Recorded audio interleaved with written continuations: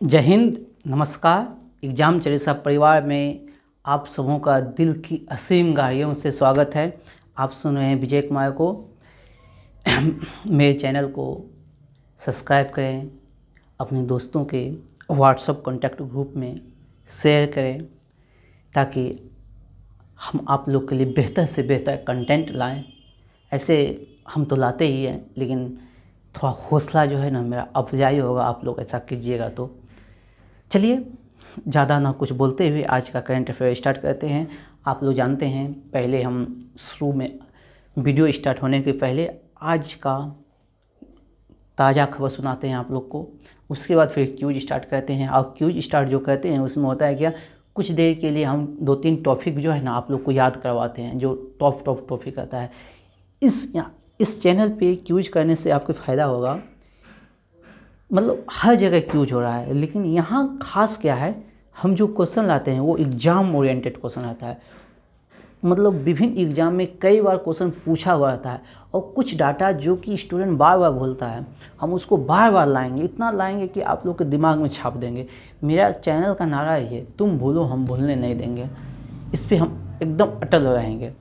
मेरा मतलब मेहनत तो एक मजदूर भी करता है, लेकिन स्मार्ट मेहनत करना है। सबसे ज़्यादा मेहनत करता है मजदूर, लेकिन सबसे कम मजदूरी मिलता है मजदूर को। लेकिन हम लोग स्मार्ट वर्क करेंगे ताकि हम अपनी सफलता में प्राप्त कर सकें, आप लोग अपना सफलता प्राप्त कर सकें। चलिए ज़्यादा ना कुछ बोलते हुए आज का सेशन स्टार्ट करते हैं। वित्त वर्ष 2022-23 में भारत का सबसे बड़ा व्यापारिक भागीदारी बना है यूएसए।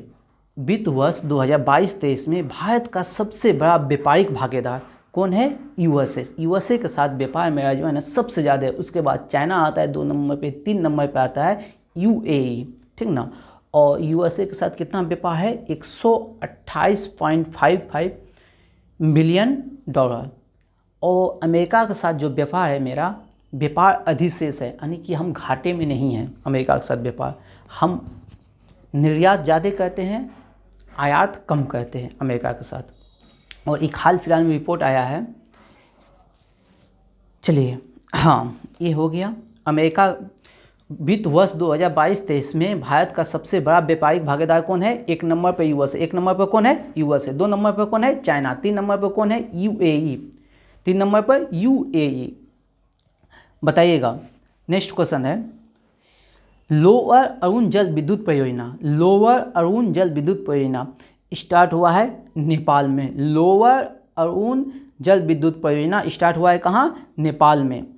669 मेगावाट का है, जिसके लिए सतलज जल विद्युत निगम के साथ समझौता किया है। सबसे पहले क्वेश्चन पूछेगा, लोअर अरुण जल विद्युत परियोजना किस देश की है? तो ये है नेपाल का। किस देश का है? नेपाल का।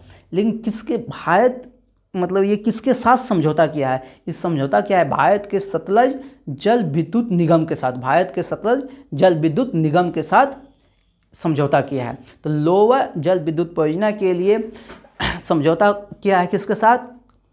सतलज जल विद्युत निगम के साथ। कौन? नेपाल सरकार ने, ठीक ना। अगला क्वेश्चन है, बात करें नेपाल का, तो नेपाल का नए प्रधानमंत्री कौन है? पुष्प कुमार दहल। नेपाल के प्रधानमंत्री कौन है? पुष्प कुमार दहल। नेपाल के प्रधानमंत्री कौन है? पुष्प कुमार दहल। और हाल फिलहाल में एक करंट का ही क्वेश्चन है, पंचेश्वर बांध परियोजना। पंचेश्वर बांध परियोजना किस राज्य सरकार का है?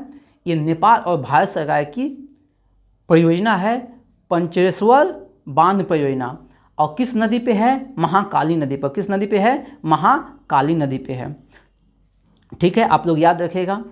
और अगर पूछ दें, नेपाल के राष्ट्रपति रामचंद्र पांडे। नेपाल के राष्ट्रपति रामचंद्र पांडे और प्रधानमंत्री पुष्प कुमार दहल।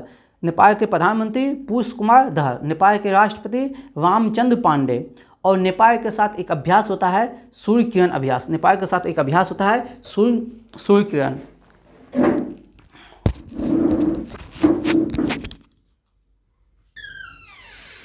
हाँ, तो पंचेश्वर बांध परियोजना कहाँ है? ये नेपाल में है। भारत और नेपाल इसके लिए समझौता किया है। और किस नदी पे है? महाकाली नदी पर। किस नदी पे है? महाकाली नदी पे। और बात कर रहे हैं नेपाल का। नेपाल में की राजधानी है काठमांडू। नेपाल की राजधानी है काठमांडू, जहाँ सार्क का मुख्यालय है, सार्क का मुख्यालय है। चलिए आगे बढ़ते हैं। इंडियन ऑयल और अमेरिका का LanzaJet Inc, Indian oil और अमेरिका का लांजा जेट इंक भारत की पहली हरित विमान ईंधन उत्पादन इकाई कहाँ स्थापित करेगा? तो ये हरियाणा में करेगा। तो ध्यान से सुनिएगा, एसडीजी के लिए इंडियन ऑयल और अमेरिका का LanzaJet Inc, Indian oil और अमेरिका का लांजा जेट इंक ने मिल के हरित विमान ईंधन बनाएगा। और इसके लिए कारखाना कहाँ खोला है, उत्पादन इकाई कहाँ खोला है? हरियाणा के पानीपत में। कहाँ खोला है? हरियाणा के पानीपत में। इंडियन ऑयल और अमेरिका का LanzaJet Inc, Indian oil और अमेरिका का लांजा जेट इंक। हाँ, तो इंडियन ऑयल और लांजा जेट इंक भारत की पहली हरित विमान ईंधन उत्पादन इकाई। ध्यान से सुनिएगा, भारत की पहली विमान ईंधन इकाई कहाँ खोला है? हरियाणा पानीपत। हरियाणा पानीपत कहाँ खोला है? हरियाणा पानीपत। तो आप लोग याद रखिएगा, हरियाणा का प्रमुख योजनाएं, दयालु योजना किस राज्य सरकार का है? हरियाणा का। दयालु योजना, सेहत योजना, चिराग ई अधिगम योजना किस राज्य सरकार का है? हरियाणा का। दयालु किसका है? हरियाणा का। दयालु किसका है? हरियाणा का। दयालु परियोजना कहाँ का है? हरियाणा का। सेहत कहाँ का है? हरियाणा का। चिराग कहाँ का है? हरियाणा का। ई अधिगम कहाँ का है? हरियाणा का। और याद रखिएगा, हड़प्पा सभ्यता का सबसे बड़ा संग्रहालय, हड़प्पा सभ्यता का सबसे बड़ा संग्रहालय राखीगढ़ी में खुला है।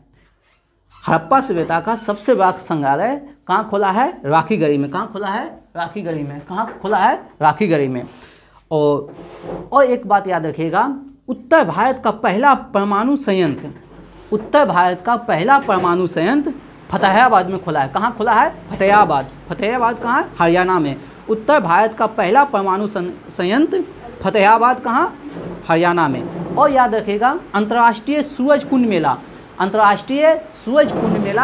कहाँ संपन्न हुआ? फरीदाबाद। अंतर्राष्ट्रीय सूरज कुंड मेला कहाँ? फरीदाबाद। अंतर्राष्ट्रीय सूरज कुंड मेला फरीदाबाद। और अगला क्वेश्चन है, संयुक्त राष्ट्र संघ लोकतंत्र कोष में सबसे बड़ा दानकर्ता की सूची में भारत का स्थान कौन सा है? संयुक्त राष्ट्र संघ लोकतंत्र कोष में सबसे बड़ा दानकर्ता की सूची में भारत का स्थान कौन सा है? तो भारत का स्थान चौथा है।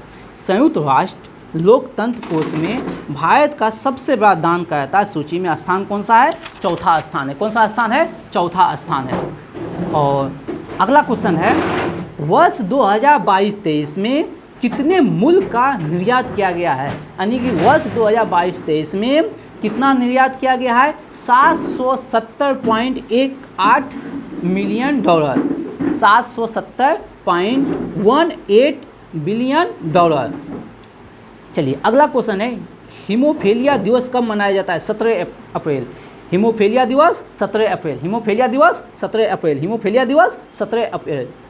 और अगला क्वेश्चन है, द ग्रेट बैंक रॉबरी पुस्तक का लेखक कौन है?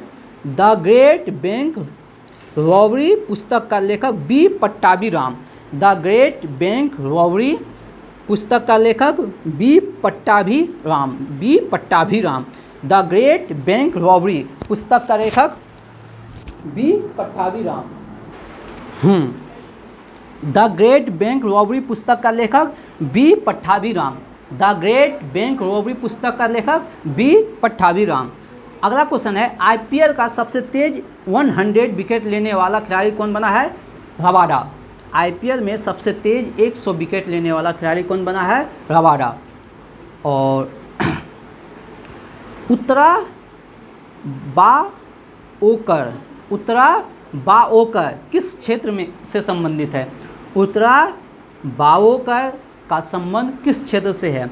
ये अभिनय क्षेत्र से है। एक अभिनेत्री है, उत्तरा बाओकर एक अभिनेत्री है। चलिए इसी के साथ आज का करंट अफेयर का सेशन समाप्त होता है। अब क्विज स्टार्ट करते हैं। चलिए स्टार्ट करते हैं आज का करंट अफेयर। करंट अफेयर तो हो गया। आज का जीके सेशन आज होगा सेट 517 से लेकर सेट 522 तक स्पीडी ब्रह्मस्त्र से होगा। चलिए आप लोग बताइएगा, तैयार हैं? तो पहले हम कुछ रिवीजन करवा लेते हैं, हम कर लेते हैं, ठीक ना? बताइएगा आप लोग तैयार हैं? जोर से बोलिए। है तेरी का उखरे बतन के बिखरे चमन। हाँ चलिए बताइएगा, मुस्लिम लीग, ठीक ना, का स्थापना कब हुआ था? मुस्लिम लीग का स्थापना कब हुआ था? आगे बताइए। 1906। मुस्लिम लीग का जो स्थापना हुआ था 30 दिसंबर 1906 को। कब हुआ था? कब हुआ था मुस्लिम लीग? कब हुआ था? कब हुआ था? कहाँ हुआ था? ढाका में। कहाँ हुआ था? ढाका। कहाँ हुआ था? ढाका। कहाँ हुआ था? ढाका। किसने किया था? सलीम उल्लाह और आगा खां। किसने किया था? सलीम उल्लाह और आगा खां। सलीम उल्लाह और आगा खां। बोल देगा मुस्लिम लीग का अध्यक्ष कौन था? नवाब वकारुल मुल्क। मुस्लिम लीग का अध्यक्ष कौन था? नवाब वकारुल मुल्क। मुस्लिम लीग का अध्यक्ष कौन था? नवाब वकारुल मुल्क। मुस्लिम लीग का अध्यक्ष कौन था? नवाब वकारुल मुल्क। लेकिन बोल देंगे मुस्लिम लीग का स्थापना कब? 30 दिसंबर 30 दिसंबर 30 दिसंबर। लेकिन पूछ देंगे जो मुस्लिम लीग का संविधान कब बना? मुस्लिम लीग का संविधान कब बना? तो बताइएगा आप लोग। 1907। 1907 मुस्लिम लीग का संविधान कब बना? 1907। किस अधिवेशन में? कराची अधिवेशन में। कब बना? 1907 कराची अधिवेशन। कब बना? कब बना? एक बार फिर से बोलिए।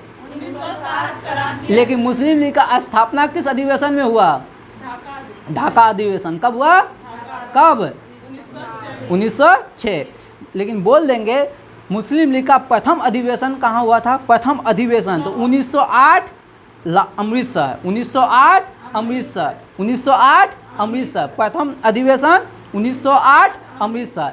इस समय जो प्रथम अधिवेशन हुआ था 1908 में, इस समय अध्यक्ष कौन था? तो इस समय अध्यक्ष था आगा खां। इस समय अध्यक्ष था आगा खां। तो अभी तक क्या क्या पढ़े और क्या क्या याद किए? सबसे पहले मुस्लिम लीग का स्थापना कब हुआ? 30 दिसंबर।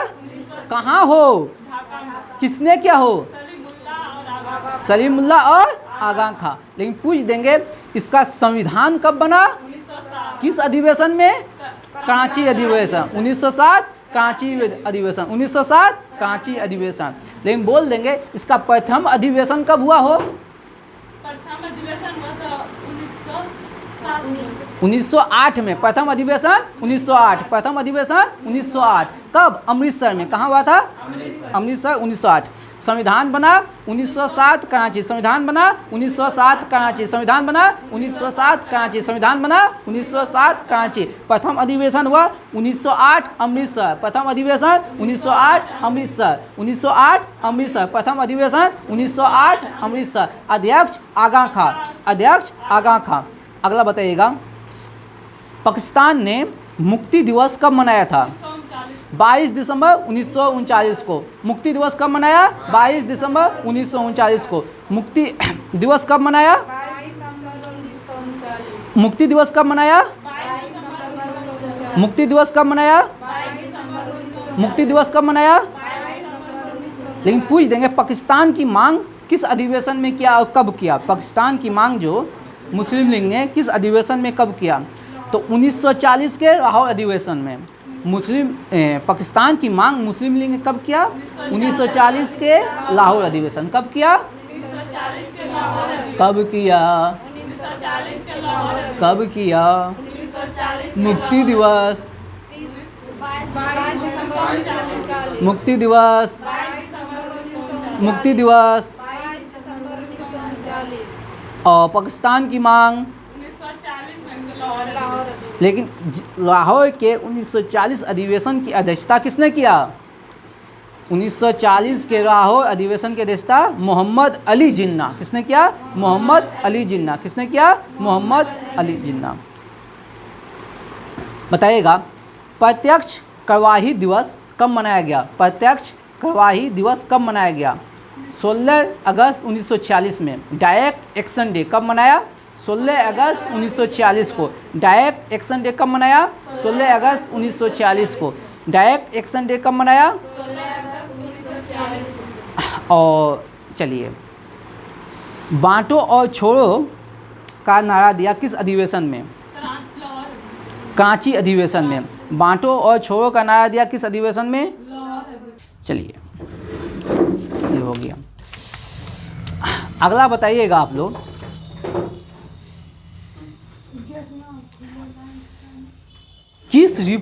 बताइए नेहरू रिपोर्ट पर मोहम्मद अली जिन्ना ने कितने सूत्री मांग पेश किया था? 14 सूत्री मांग पेश किया था नेहरू रिपोर्ट के बाद, ठीक ना। तो नेहरू रिपोर्ट कब आया था?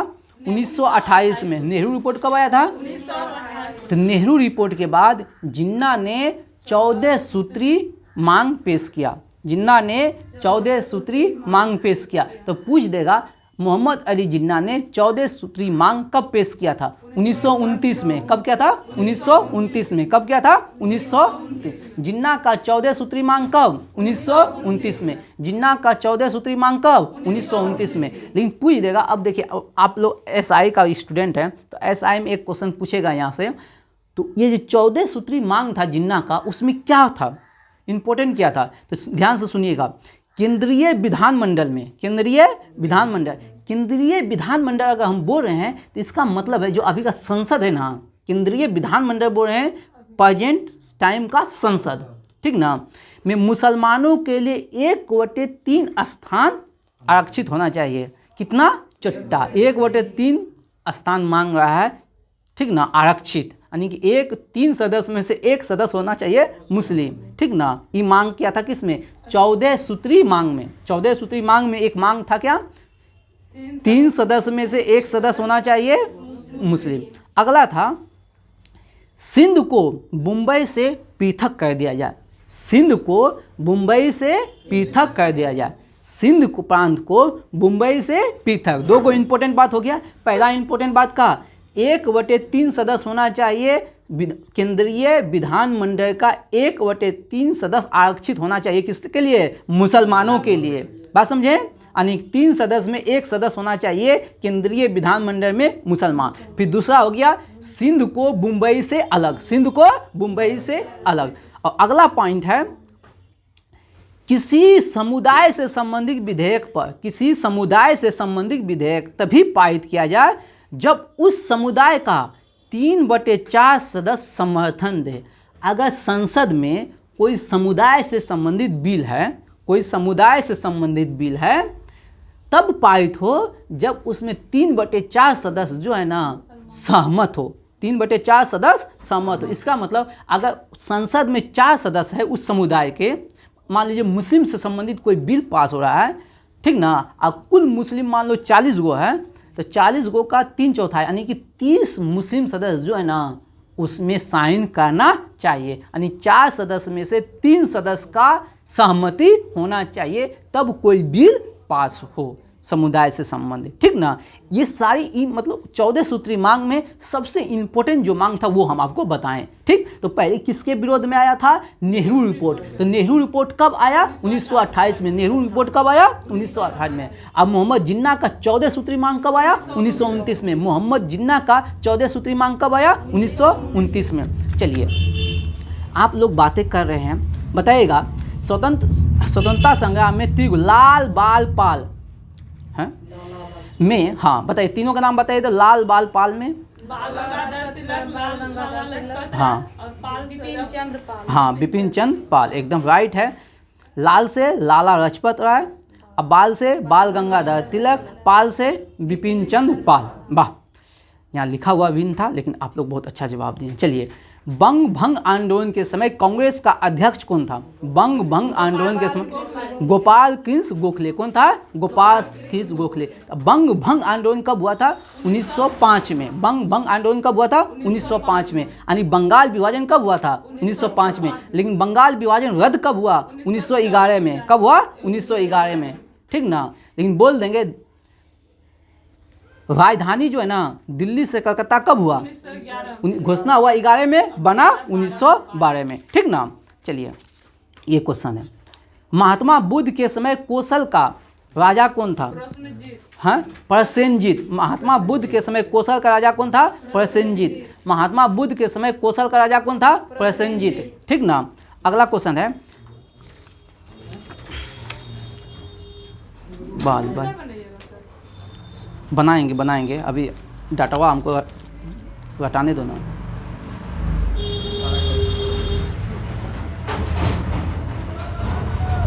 बताइए संबलपुर, जैतपुर, बघात। देखिए संबलपुर, जैतपुर, बघात को किस माध्यम से अंग्रेज राज में मिलाया गया था? संबलपुर, जैतपुर, बघात को किसके अंतर्गत? गोद निषेध सिद्धांत, डॉपलिंग्स ऑफ लेप्स, ठीक ना। डॉपलिंग्स ऑफ लेप्स, ठीक ना।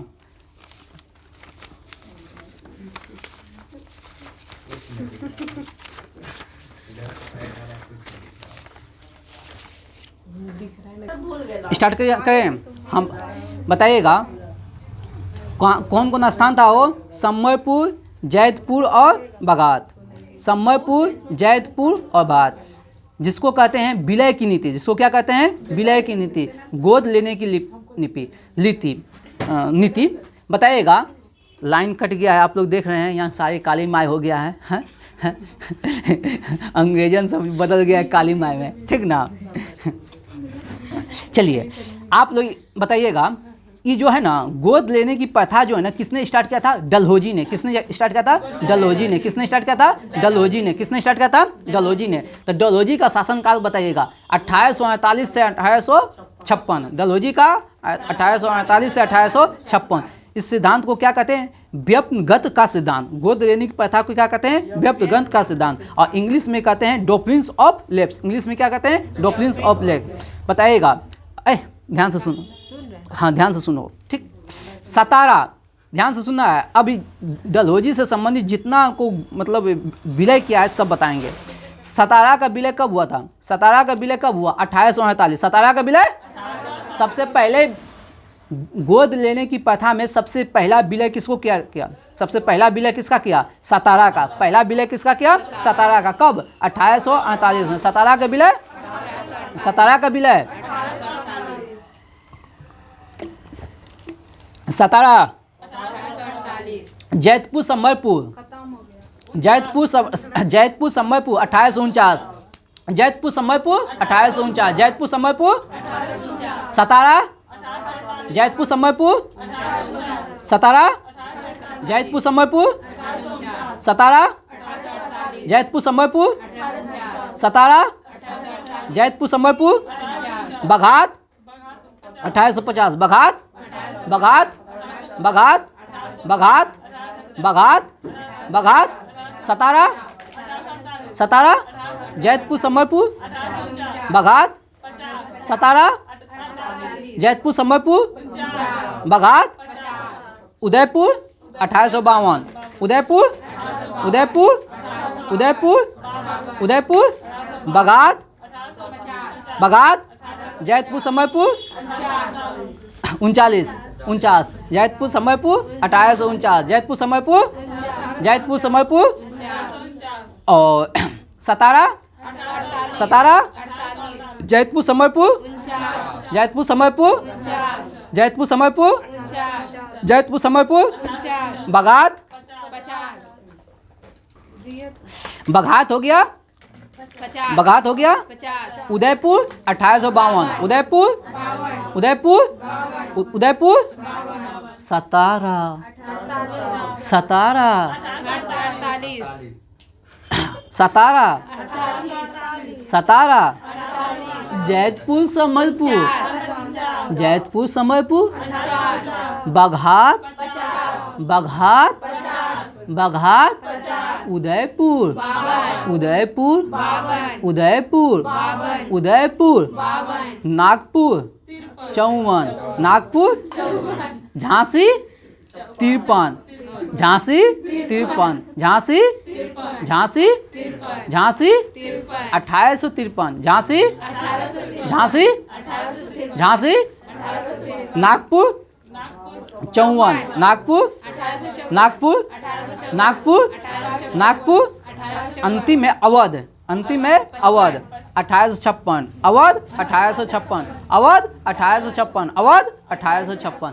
बताइए सतारा, सतारा, सतारा, उदयपुर समयपुर, उदयपुर समयपुर, उदयपुर समयपुर, उदयपुर समयपुर, बघात, बघात, बघात, उदयपुर, उदयपुर, उदयपुर, उदयपुर, झांसी, झांसी, झांसी, झांसी, अवध 56, अवध, अवध, अवध, नागपुर, नागपुर, नागपुर, नागपुर 54, नागपुर 54। चलिए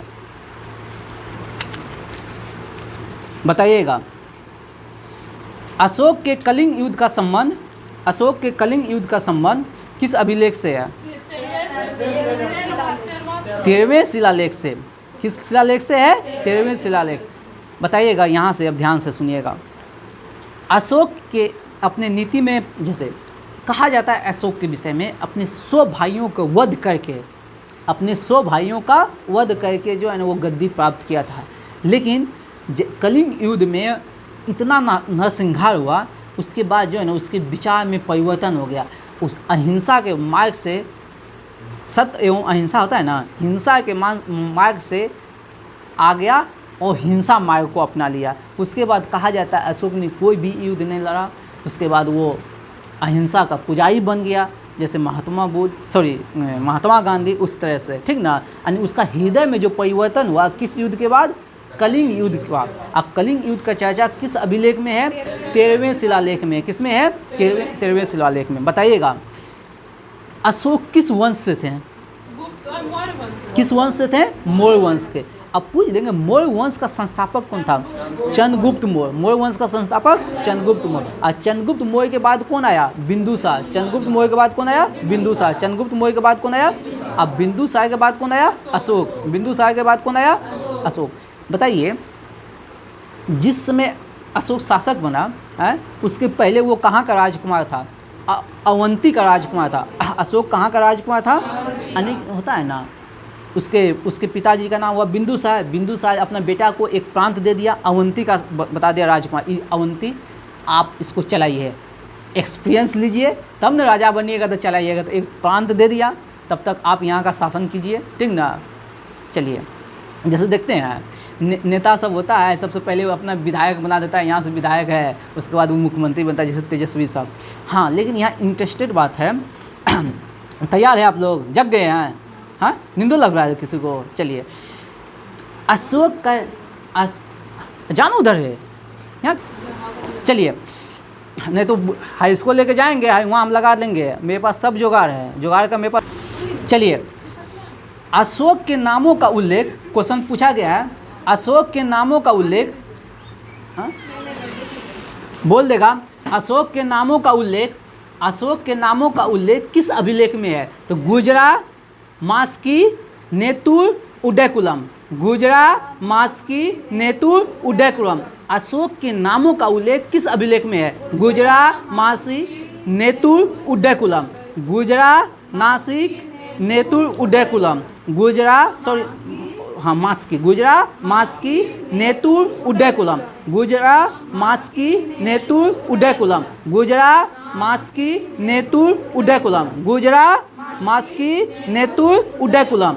अशोक के नामों का उल्लेख किन अभिलेखों में है? गुजरा, मास्की, नेतुर, उदयकुलम। गुजरा, मास्की, नेतुर, उदयकुलम। गुजरा, मास्की, नेतुर, उदयकुलम। गुजरा, मास्की, नेतुर, उदयकुलम, ठीक ना। इस चारों में अशोक के नाम का उल्लेख है, ठीक ना। इस 4 अभिलेख में ही अशोक के नामों का उल्लेख है। गुजरा, मास्की, नेतुर, उदयकुलम, गुजरा, मास्की, नेतुर, उदयकुलम। लेकिन बोल देगा किस अभिलेख में अशोक को मगध का राजा बोला है, तो भाऊ अभिलेख। किस अभिलेख में अशोक को मगध का राजा बोला है? भाऊ अभिलेख में। मगध का राजा किसमें बोला है? मगध का राजा किसमें बोला है? मगध का राजा किसमें बोला है? मगध का राजा भाऊ अभिलेख में मगध का राजा बोला है। लेकिन अशोक को पुराण में क्या कहा गया है? अशोक को पुराण में क्या कहा गया है? अशोक वर्धन कहा है। पुराणों में क्या कहा है? पुराणों में क्या कहा है? अशोक के नामों का उल्लेख किन में है? किस अभिलेख में अशोक के नाम है? गुजरा, उदयकुलम, गुजरा, मास्की, नेतुर, उदयकुलम, गुजरा, मास्की, नेतुर, उदयकुलम। बाबू साहब, हम जितना क्वेश्चन बता रहे हैं, ऐसा एक भी क्वेश्चन नहीं है जो एग्जाम में नहीं पूछा है। विभिन्न एग्जाम में सारा क्वेश्चन पूछा है। हमको ये शौक नहीं है जो अशोक के बारे में बताएं, हमको ये शौक नहीं है द अवध क्या कहते हैं झांसी, ये सब बताएं। सारा क्वेश्चन पूछा गया है विभिन्न एग्जाम में, तो बता रहे हैं। यानी कि मेरी जुबान से जो बात निकलता है वो एग्जाम में पूछा हुआ है। इसका ये लोग प्रमाण है एक हग्गों में, ठीक ना। बीएड में आया है तो हम वो सब क्वेश्चन नहीं पूछेंगे जो क्वेश्चन नहीं पूछा जाता है। बात समझें? चलिए, तो पुराणों, हाँ, अशोक पुराण में क्या कहा है अशोक को? अशोक वर्धन। अब मगध का राजा किसमें बोला है? भाऊ अभिलेख में। मगध का राजा भाऊ अभिलेख में, मगध का राजा भाऊ अभिलेख में, मगध का राजा। अगर एक बात बताइए, अशोक जो है ना बौद्ध धर्म को अपना लिया था, लेकिन किसके प्रवचन से प्रभावित होकर वो बौद्ध धर्म अपनाया था जानते हैं? निग्रोध उसका भतीजा था। निग्रंथ याद रखेगा। निग्रंथ उसके प्रवचन को सुनकर वो प्रभावित हो गया। अरे तो इतना अच्छा है बौद्ध धर्म, चल हम अपना बहू, ठीक ना। तो वो बौद्ध धर्म अपना लिया अपने भतीजा के प्रवचन को सुनकर। उसका भतीजा कौन था? निग्रंथ, ठीक ना। ऐसे निग्रोध लिखा जाता है, अथवा नाम में इधर उधर होता है। निग्रोध के प्रवचन को सुनकर। किसके प्रवचन? किसका प्रवचन? किसका प्रवचन? लेकिन क्वेश्चन पूछ देगा उसको बौद्ध धर्म की दीक्षा किसने दिलवाया? वो तो प्रभावित हो गया, हाँ, लेकिन अब दीक्षा लेगा तो दीक्षा किसने दिलवाया? तो उपगुप्त ने। गौतम बुद्ध को बौद्ध धर्म की दीक्षा किसने दिलवाया? उपगुप्त। किसने दिलवाया? उपगुप्त। किसने? नामों का चर्चा हो। गुजरा, मास्की, नेतुर, उदयकुलम, गुजरा, मास्की, नेतुर। अब बताइए, भाऊ अभिलेख में क्या कहा गया हो? हाँ, मगध का राजा। अब पुराण में क्या कहा है हो? अशोक वर्धन। पुराण में क्या कहा है? याद हो रहा है हो? और जिस समय राजा नहीं बना था, कहाँ का गवर्नर था हो? अवंती का। कहाँ का? अवंती का। कहाँ का? कहाँ का? हाँ, सीरियलवा देखते हैं। हाँ, चलिए, सीरियल है ना। चलिए, आप लोग बताइएगा हो, 40 गुलाम दल का विनाश किसने किया है? विनाश किया बलवन ने, लेकिन निर्माण करवाया था 40 गुलामों का दल का इल्तुतमिश ने। किसने करवाया था? इल्तुतमिश ने निर्माण करवाया। दल ए चालीसा का निर्माण किसने करवाया? लेकिन विनाश किसने किया? कल हम बलवन के विषय में वो बताए थे हो। सेन विभाग की स्थापना किसने किया?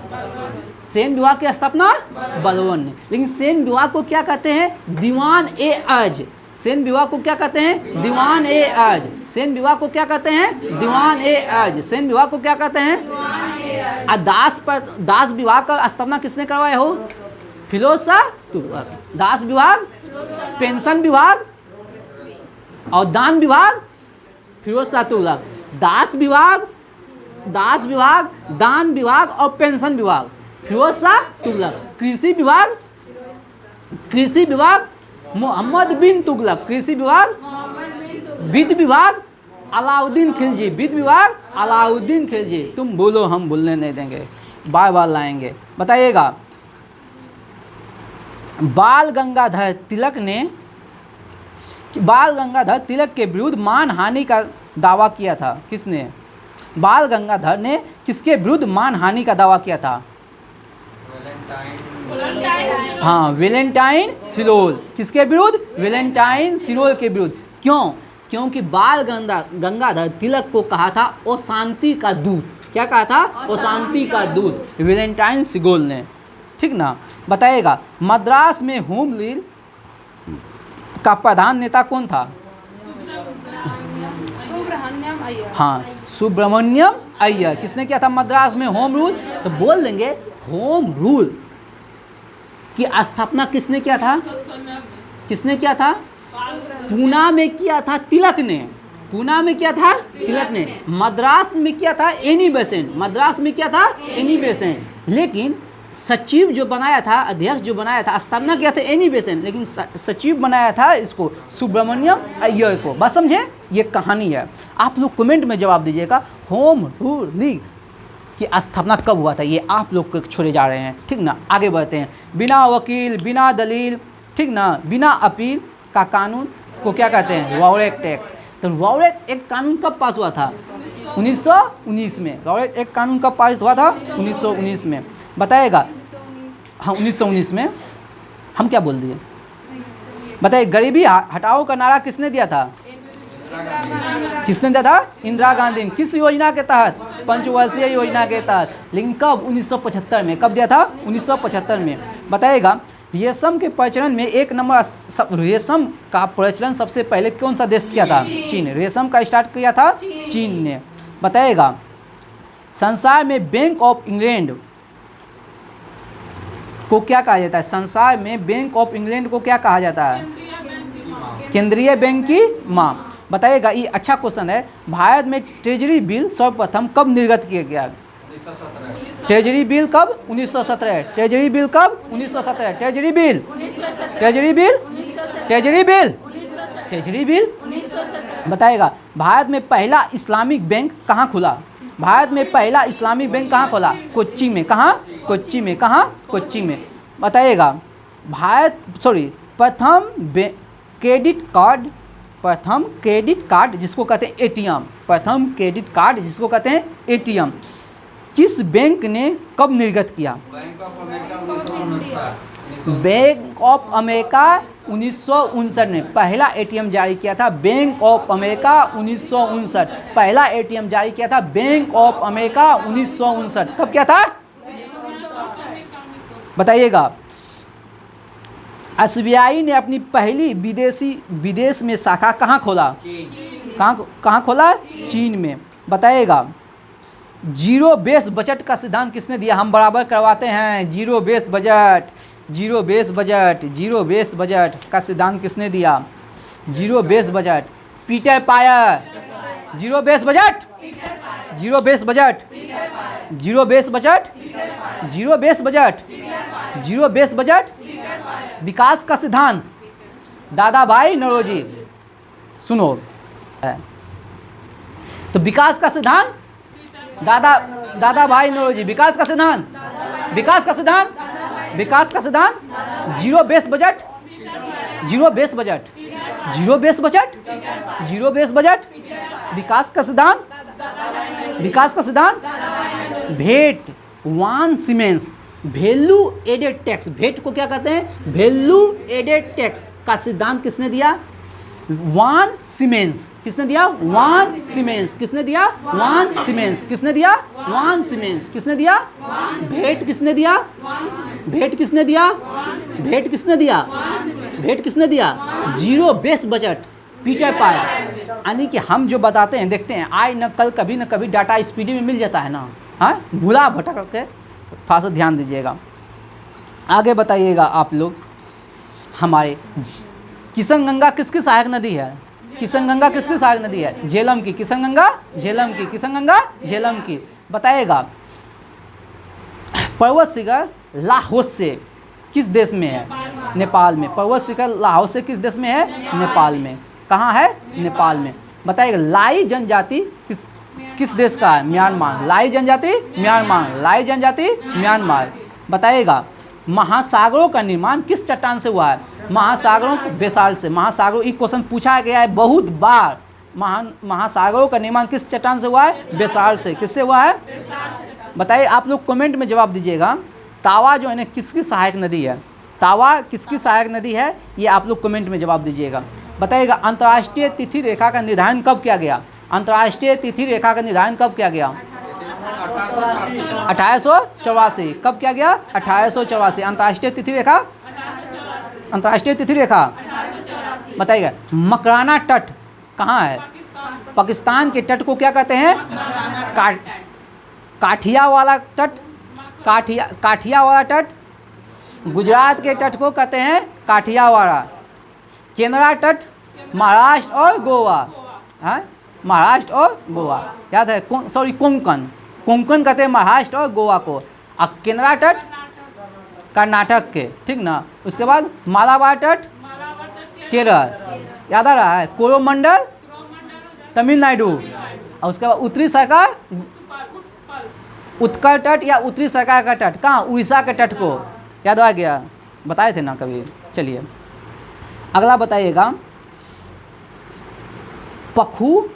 पख्तूनिस्तान, पख्तूनिस्तान क्षेत्र कहाँ है? हाँ, अफगानिस्तान और पाकिस्तान में।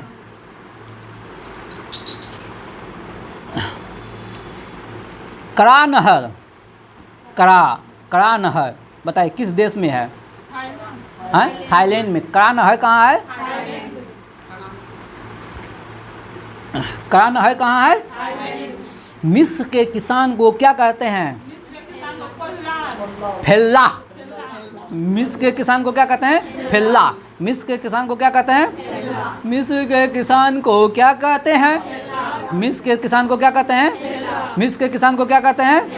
बताइएगा। प्रेस पास्ट का विकास किसने किया? वर्नस वान ब्राउन। प्रेस पास्ट का विकास किसने किया? वर्नस वान ब्राउन। बताइएगा। बलूचिस्तान कहाँ है? बताइए। सूर्य किरण की तीव्रता मापने वाला यंत्र, एक समय बहुत याद करवाते थे बाबू। सूर्य किरण की तीव्रता, सूर्य किरण की तीव्रता, सूर्य किरण की तीव्रता, सूर्य किरण की तीव्रता, सूर्य किरण की तीव्रता, सूर्य किरण की तीव्रता, सूर्य किरण की तीव्रता। अगला क्वेश्चन बताइएगा। हाइड्रोजन के रेडियो सक्रिय समस्थानिक का नाम बताइए। हाइड्रोजन के रेडियो सक्रिय समस्थानिक का नाम बताइए। बताइए। हाइड्रोजन के रेडियो सक्रिय समस्थानिक का नाम बताइए। टाइटेनियम। टाइटेनियम। हाइड्रोजन के 3 समस्थानिक, हाइड्रोजन के 3 समस्थानिक, उसमें एक मात्र समस्थानिक है जो रेडियो सक्रिय है, टाइटेनियम। टाइटेनियम कौन है? टाइटेनियम कौन है? टाइटेनियम कौन है? टाइटेनियम। हाइड्रोजन के रेडियो सक्रिय समस्थानिक कौन है? कौन है? टाइटेनियम। और दूसरा नंबर पर है यूरेनियम, और 1 नंबर पर है प्लूटोनियम, 1 नंबर पर है प्लूटोनियम। बताइएगा। गामा किरण कैसी किरणें हैं? गामा किरण कैसी किरण है? विद्युत चुम्बकीय। गामा कैसी है? गामा कैसी है? गामा किरण कैसी है? बताइए। गोबर गैस का दूसरा नाम बताइए। गोबर गैस का बायोगैस। भैंस जो जुगाली करता है कौन सा गैस निकलता है? मीथेन। धान की खेत में कौन सा गैस? धान की खेत में मीथेन। बताइएगा। फोटोग्राफी में प्रयोग होने वाले हाइपो का रासायनिक नाम क्या है? हाइपो का रासायनिक नाम, हाँ, हाइपो सोडियम थायोसल्फेट। ALP में पूछा गया क्वेश्चन है।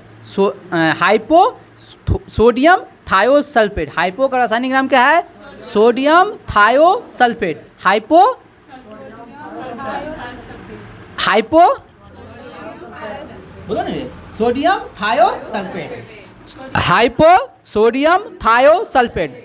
Hypo sodium thiosulphate. Hypo sodium thiosulphate. बताइएगा आप लोग।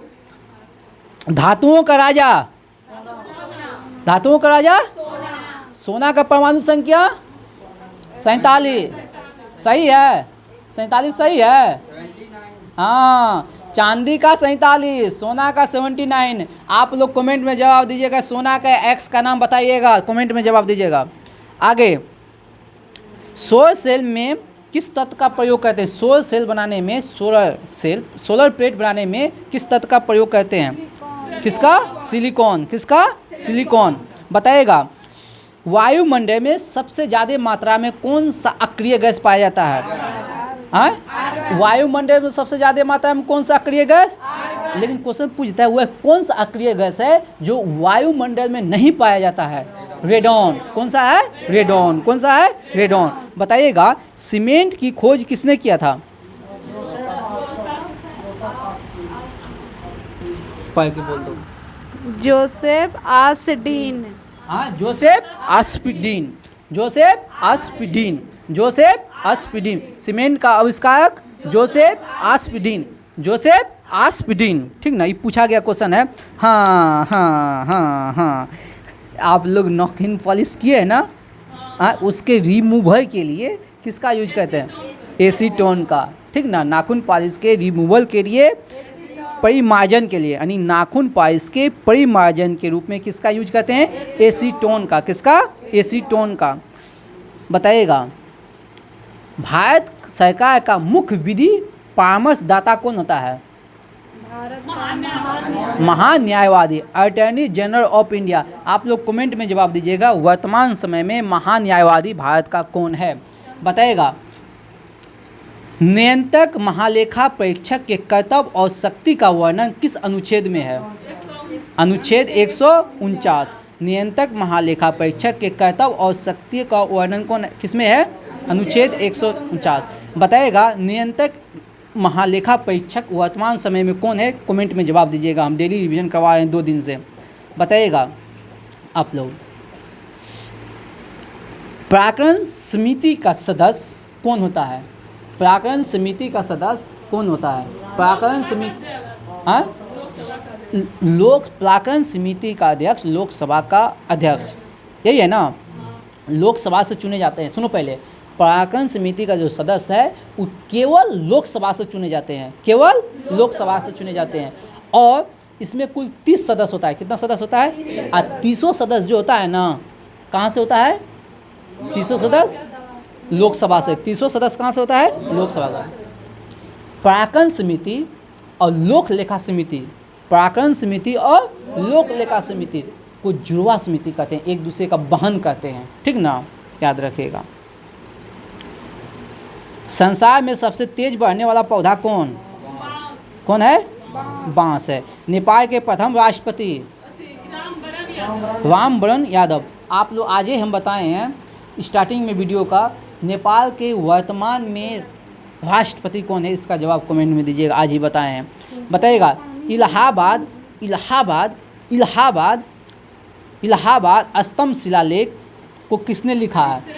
इलाहाबाद के स्तंभ शिलालेख को किसने लिखा है? हरि सेन ने। अब यहाँ क्वेश्चन है, ये पहले इलाहाबाद का स्तंभ अभिलेख जो है पहले कहाँ था? कौशाम्बी में। पहले कहाँ था? कौशाम्बी में। पहले कहाँ था? उसको कौशाम्बी से इलाहाबाद किसने लाया? कौशाम्बी से इलाहाबाद किसने लाया? सही है, अकबर लाया था। किसने लाया था? अकबर लाया था। और इलाहाबाद का प्रयाग प्रस्ती अभिलेख पर किसके बारे में लिखा गया है? समुद्रगुप्त से संबंधित है। किससे संबंधित है? समुद्रगुप्त से। इसको लाया है किसने? अकबर ने। तो अकबर लाया है, तो इसके एक क्वेश्चन पूछता है इलाहाबाद के स्तंभ पर किसके किसके नाम का उल्लेख है? तो इलाहाबाद का स्तंभ लेख अशोक से संबंधित है। हाँ, किससे है? अशोक से। किससे है? उसके बाद किस में हो गया? समुद्रगुप्त। कौन हो गया? समुद्रगुप्त। उसके बाद कौन हो गया? अकबर। कौन हो गया? अकबर। उसके बाद जहांगीर। उसके बाद बीरबल। ठीक ना, जहांगीर हो गया, बीरबल हो गया। ठीक ना। बताइएगा मनियारों का राजकुमार किसे कहा गया है? मनियारों का राजकुमार किसे कहा गया? मोहम्मद बिन तुगलक। एडवर्ड साची ने कहा था। किसने कहा था? एडवर्ड साची ने। किसने कहा था? एडवर्ड साची। ठीक ना।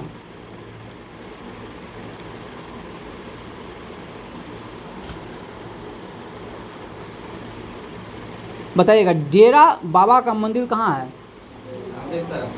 अमृतसर। कहाँ है? अमृतसर। हजारनामा मंदिर कहाँ है? हम्पी। कहाँ है? हम्पी। कहाँ है? हम्पी, कर्नाटक। बताइए मेट्रो मैन ऑफ इंडिया किसे कहा गया है? मोबाइल देना था। मोबाइल।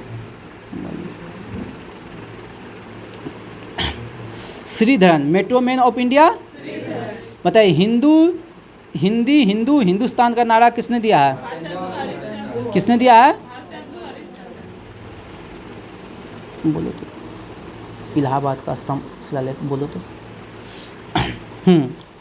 हिंदू हिंदुस्तान का नारा बताएगा। Waiting for Mahatma, waiting for Mahatma, waiting for Mahatma R K Narayan. बताइएगा चंद्रशेखर आज़ाद का जन्म कहाँ हुआ था?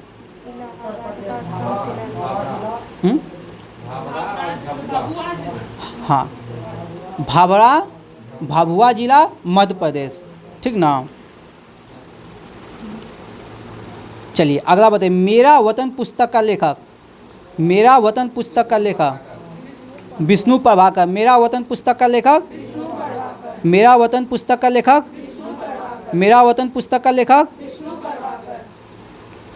किसने? विष्णु प्रभाकर। बताइएगा पीपुल्स डेली समाचार पत्र किस देश का है? पीपुल्स डेली समाचार पत्र, पीपुल्स डेली समाचार पत्र। बताइए बुक्सा बाग अभ्यारण्य, बुक्सा बाग परियोजना, बुक्सा बाग परियोजना किस राज्य का है? पश्चिम बंगाल। किसका है? पश्चिम बंगाल। बताइएगा अगला व्हाइट टाइगर पुस्तक का लेखक। White tiger Aravind Adiga. White tiger, white tiger, white tiger, white tiger, white tiger.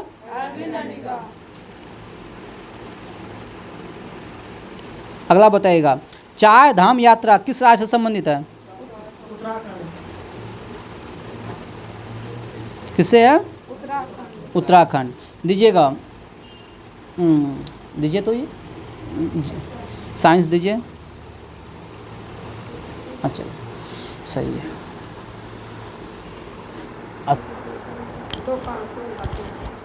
चलिए बताइएगा अब होता है एएलपी वालों के लिए साइंस का सुपड़ा साफ। चलते हैं साइंस की दुनिया में। अंतरिक्ष यान से अंतरिक्ष यात्री को आकाश कैसा दिखाई देता है? काला। बहुत बार आ गया है। प्रकाश वर्ष क्या है? खगोलीय दूरी मापने की इकाई। आप लोग कमेंट में जवाब दीजिएगा। एक प्रकाश वर्ष बराबर कितना किलोमीटर? रुकिए यहीं नहीं छोड़ने वाले हैं। एक प्रकाश वर्ष बराबर कितना पारसेक? दोनों क्वेश्चन का जवाब कमेंट में जवाब दीजिएगा। ठीक, आप लोग अगर जवाब नहीं दीजिए एग्जाम में आएगा तो गलत होगा, लिख लीजिए आप। इसलिए कमेंट में जाकर जवाब नहीं देते, लिख लीजिए हाथ में, घर में जाकर कमेंट में जवाब दीजिएगा। ठीक, बताइएगा हीटर का तार किसका बना होता है? नाइक्रोम का। हीटर का तार परमाणु बम किस सिद्धांत पे? नाभिकीय विखंडन। परमाणु बम नाभिकीय विखंडन। सूर्य की ऊर्जा कौन सी क्रिया से? नाभिकीय। लेकिन नाभिकीय संलयन किसके बीच होता है? हाइड्रोजन और हीलियम के बीच। किसके बीच? हाइड्रोजन और हीलियम के बीच। बताइएगा आकाश का रंग नीला। आकाश का रंग नीला, आकाश का रंग नीला। सामुन का बुलबुला व्यतिकरण। सामुन का बुलबुला सूर्योदय के समय सूर्य जो है ना चमकीला प्रकीर्णन। वाह वाह वाह, सुपर, वाह वाह। आप लोग बताइएगा सूर्योदय के समय जो है ना सूर्य चमकता है किसके कारण? ठीक, आप लोग कमेंट में जवाब दीजिएगा। कमेंट में जवाब दीजिएगा आप लोग।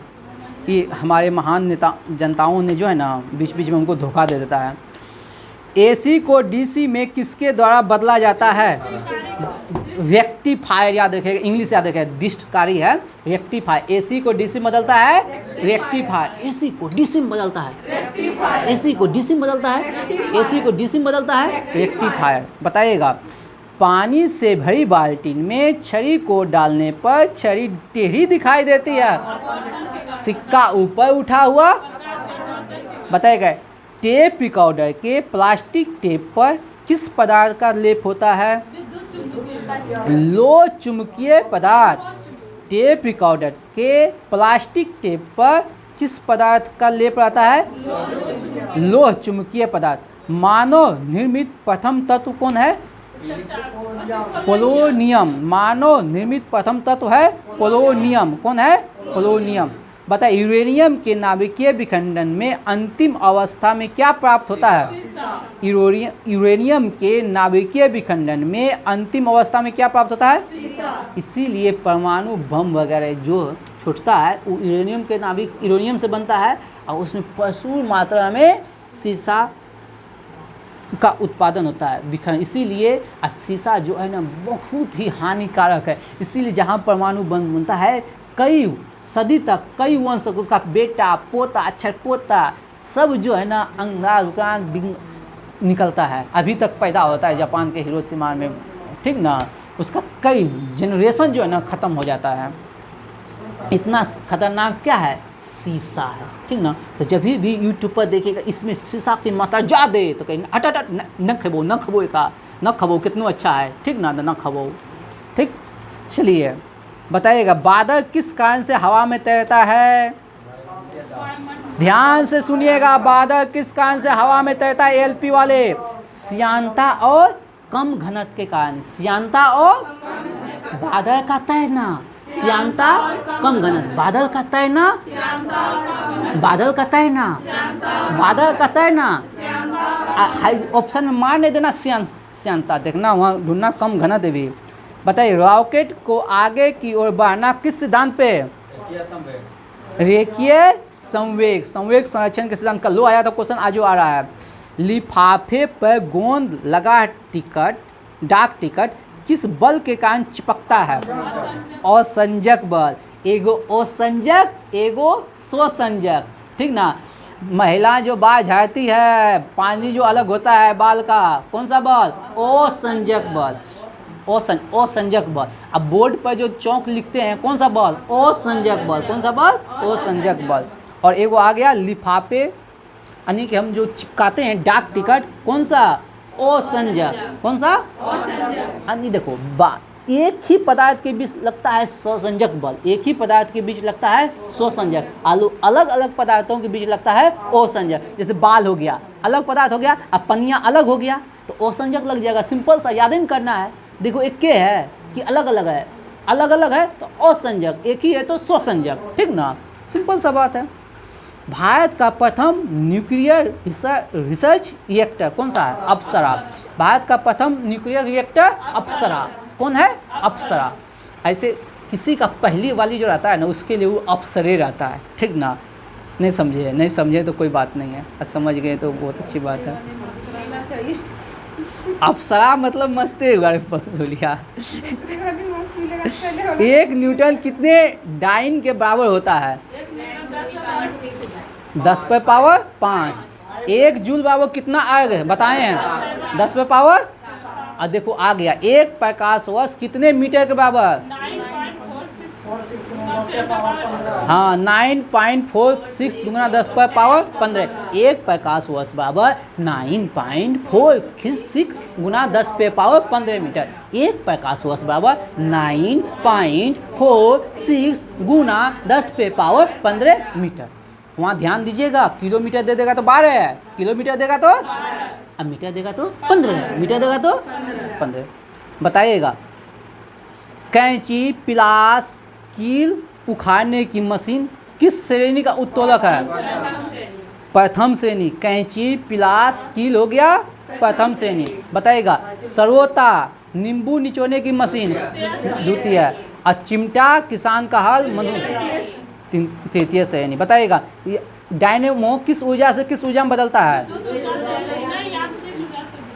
डायनेमो हम बताएं हैं, मारी देवो सनिया था, मारी देवो। डायनेमो यांत्रिक ऊर्जा को विद्युत ऊर्जा में, डायनेमो। बताइएगा नहीं पूछेंगे, लिफ्ट वाला नहीं पूछेंगे। वायुयान में बैठे यात्री के फाउंटेन पेन से स्याही क्यों रिस जाता है? वायुमंडलीय दाब कम होने पर वायुयान में। इसीलिए जब भी आप अंतरिक्ष यात्रा कीजिएगा तो नहीं कल आइएगा हम पढ़ल लिखल पेन लेके जाएंगे तो पता चलेगा तो क्या पेनवा बखोर दिया, ठीक ना। तो पेंसिल लेके जाना है। कौन सी लेके जाना है? पेंसिल लेके। नहीं तो जाइएगा अमेरिका तो वहीं खरीद लीजिएगा, इन्हें कहेगा "ए, बचा लो 3 रुपया", ठीक ना, लेके चलो। आपेक्षिक घनत्व किस यंत्र के द्वारा मापा जाता है? आपेक्षिक घनत्व हाइड्रोमीटर। किसके द्वारा? किसके द्वारा? केस नली में पानी को डुबाया जाता है तो क्या प्रभाव पड़ता है? केस पानी ऊपर चढ़ जाता है। आगे बताइएगा आप लोग। ध्वनि कौन सी तरंग है? कैसी है ध्वनि? कैसी तरंग है? अनुद है। ध्वनि कैसी तरंग है? ध्वनि कैसी तरंग है? ध्यान से सुनिएगा। झूलने वाली रेखी की बगल में कोई दूसरी रेखी आकर बैठ जाए तो उसके आवर्तकाल में क्या प्रभाव पड़ेगा? क्योंकि आवर्तकाल द्रव्यमान पर निर्भर नहीं करता है, आवर्तकाल द्रव्यमान पे, इसीलिए झूला पर जो ना, क्या कहते हैं गांव में झूला को? हाँ हाँ, कौन सी कहते हैं? बरहा। हम लोग के गांव में कहते हैं झूला को बरहा। आप लोग गूगल कीजिएगा बरहा कहाँ कहते हैं, तो खुठा में कहते हैं, ठीक ना। हाँ, नहीं तो अब बोलेंगे तो अब आएगा, ठीक ना। तो उस पर जो है ना, हमारे गांव की 10-15 माँ बहन लड़कियाँ बैठ जाती एक साथ झूला पर, कुछ नहीं होता है। तो 2 गो बैठिए, 10 गो बैठिए, 20 गो बैठिए, ठीक ना। ये कर्मा धर्मा एक पर्व होता है हम लोग के इधर, उसमें मनाया जाता है एकदम पूरा, एकदम 1 महीना पहले से सब झूलती है। चलिए अब हो गया, बताइए। अरे अब बहुत हो गया तुम लोग, ठीक ना। यदि कोई रेखी झूला झूलते समय खड़ी हो जाए तो उसका आवर्तकाल क्या होगा? बढ़ जाएगा। इसीलिए जब झुलवा को जो रोकना होगा ना है, तो सब खड़ा हो जाएगा, तो धीरे धीरे, हाँ हाँ, सॉरी, हाँ, घट जाएगा आवर्तकाल, घट जाएगा। बताइएगा। 20 हर्ट्ज से नीचे आवृत्ति वाले ध्वनि को क्या कहते हैं? अवस्रव। 20 हर्ट्ज से कम अवस्रव। 20 हर्ट्ज से 20,000 हर्ट्ज स्रव। मारी दो बोरी। 20 हर्ट्ज से नीचे वाली अवस्रव। 20 हर्ट्ज से नीचे वाली अवस्रव में अ को हटा दो तो अब क्या हो गया? स्रव। तो 20 हर्ट्ज से 20,000 स्रव। अब 20,000 से ज़्यादा प्रास्रव हो गया। एक्स किरण की खोज किसने रे? वाउजेंस। एक्स किरण की खोज वाउजेंस। एक्स किरण की खोज परावैंगिक किरण हीटर। परावैंगिक किरण हीटर। परावैंगिक किरण की खोज हीटर। परावैंगिक किरण हीटर। अवरक्त किरण की खोज हर्सेल। अवरक्त किरण की खोज हर्सेल। ध्वनि की चार्ज सबसे ज़्यादा किस में होती है? ठोस में। इसीलिए आप लोग लाइन पटरी, हम लोग के घर के बगल में पटरी है, पटरी पर बैठिएगा ना तो भागलपुर में आता है ट्रेन, तो पता चल जाता है ट्रेनवा आवे वाला हो, ठीक ना, पत्थर रख दे, ठीक ना, अब भाग जो। बच्चा में हम लोग खूब पत्थर रखते थे पटरी पर, ठीक ना। तो काहे कि पटरी क्या है? ठोस है। क्या है? ठोस है। इसीलिए ध्वनि की आवाज़ जो है ना दूरे से सुनाई दे देता है। बात समझे? हाँ, आ जाएगा एकदम। तू नहीं दिखाई रहे कहियो? हाँ, हम लोग बड़ी बजाती की बच्चा में। हाँ, चलिए हो गया ये। इसी के साथ आज का सेशन को यहीं समाप्त किया जाता है। जय हिंद, जय भारत। हंसते रहिए, खेलते रहिए, मुस्कुराते रहिए। जब तक तेरी मस्ती जिंदा है तब तक तेरी हंसती जिंदा है। एकदम मस्त रहिए, बिंदास रहिए, लाजवाब रहिए। जीवन में समस्या का आना पार्ट ऑफ लाइफ है। समस्या को नस्ते नाबूद करना आर्ट्स ऑफ लाइफ है।